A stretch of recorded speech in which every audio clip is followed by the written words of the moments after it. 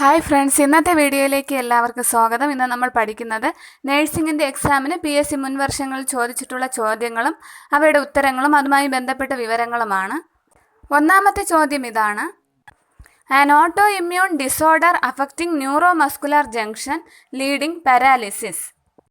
Neuromuscular ജംഗ്ഷനെ affect ചെയ്ത് paralysis ഉണ്ടാക്കുന്ന ഓട്ടോ ഇമ്മ്യൂൺ ഡിസോർഡർ ഏതാണ്? ഉത്തരം മയാസ്തീനിയ ഗ്രാവിസ്.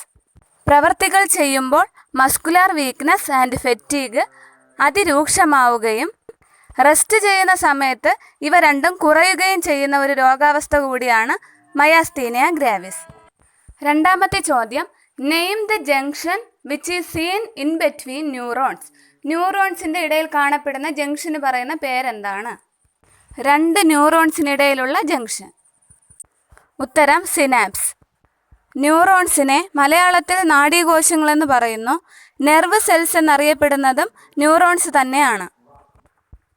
മൂന്നാമത്തെ ചോദ്യം: the structural and functional unit of kidney is known as dash. കിഡ്നിയുടെ സ്ട്രക്ചറൽ ആൻഡ് ഫങ്ഷണൽ യൂണിറ്റിന് പറയുന്ന പേരെന്താണ്? ഉത്തരം നെഫ്രോൺ.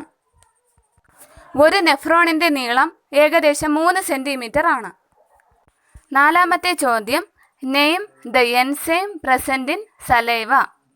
ഉമിനീരിൽ അടങ്ങിയിരിക്കുന്ന എൻസൈം ഏതാണ്? ഉത്തരം അമിലേസ്.